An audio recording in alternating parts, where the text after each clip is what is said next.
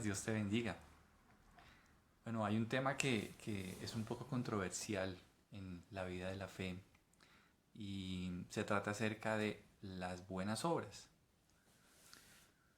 Estamos en un tiempo en el que pareciera que se ha perdido la importancia de tener una buena vida que con un buen testimonio demuestre que realmente nuestra fe en Dios es cierta. Nunca la Biblia nos muestra que la fe en Dios está separada de buenas obras.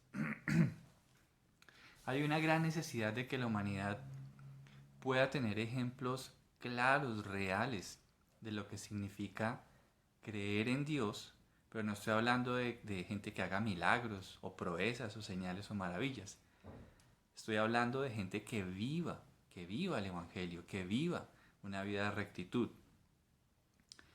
Puede ser que no todas las personas valoren ese esfuerzo, puede ser que a la gente a la hora de la verdad ni le interese la forma en que nosotros mostremos nuestra fe en Jesús a través de nuestra vida. Habrán otras que sí, pero es que es una responsabilidad que la Biblia nos ordena, vivir de tal manera que demostremos que esa fe es verdadera. ¿Qué nos dice la Biblia al respecto? Vamos a ir al libro de Santiago, vamos a estar en el capítulo 2 y vamos a ver qué nos dice la Biblia. Por ejemplo, versículo 14. Amados hermanos, ¿de qué le sirve a uno decir que tiene fe si no lo demuestra con sus acciones? Santiago llega a afirmar que la fe sin obras es inútil. Inútil, no sirve para nada. Decir yo creo en Dios, decir que yo soy un lector de la Biblia, decir que yo voy a una iglesia hace varios años, decir que tengo, bueno, de pronto varios talentos, pero si mis obras no demuestran de lo que he creído, eso es inútil, no sirve para nada. Ahora, miremos por ejemplo otra pregunta que nos hace en el versículo 14. Dice, ¿puede esa clase de fe salvar a alguien? ¿Cuál clase de fe? La clase de fe que no hace nada, que no lo demuestra con sus obras. ¿Qué quiere decir Santiago con esa pregunta? Él nos está diciendo con esa pregunta que, es decir, es imposible que alguien que haya dicho que haya tenido un encuentro con Jesús, es imposible que no tenga una vida de rectitud. Ahora no estoy hablando de una vida perfecta, pero lo que sí nos muestra la Biblia es que cuando Jesús llega a una vida la transforma, como lo hablábamos hace unos días atrás. Él nos recibe como llegamos, pero no nos deja como llegamos, nos transforma. Nadie que diga que ha sido salvo puede tener una vida en desorden, puede tener una vida inmoral, puede tener una vida que no refleja a Jesucristo. Esa pregunta es muy importante. En realidad, esa persona que vive sin obras que demuestren su fe es salva en realidad. Es lo que Santiago nos está diciendo allí. Ahora entendamos algo. Estos versos que estamos leyendo están entre dos temas muy interesantes. Por lo menos en el capítulo 2, versículos 1 al 12, está hablando de las diferencias sociales. En la iglesia de su época habían creyentes de bajos recursos y habían creyentes de muchos recursos, pero había una diferencia social.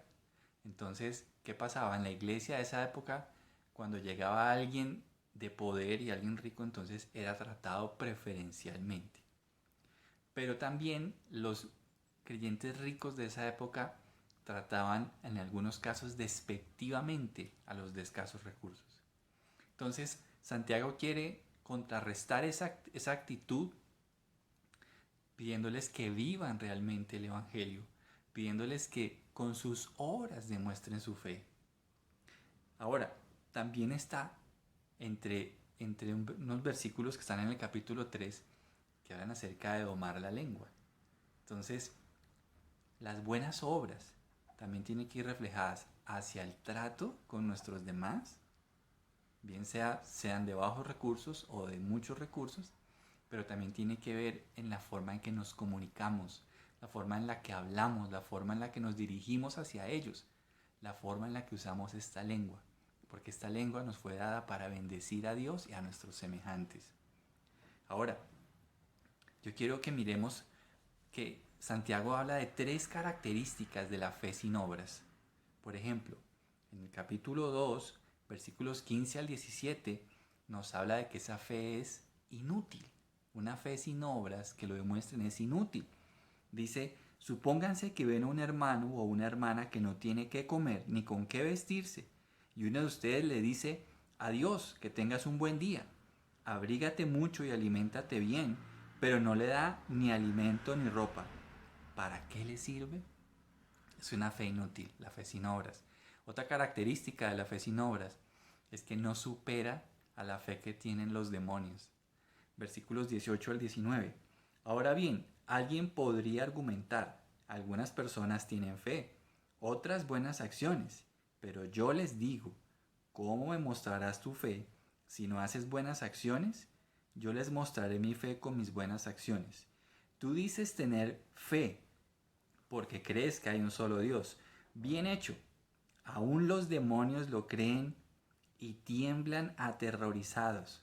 ¡Qué tontería! ¿Acaso no te das cuenta de que la fe sin buenas acciones es inútil?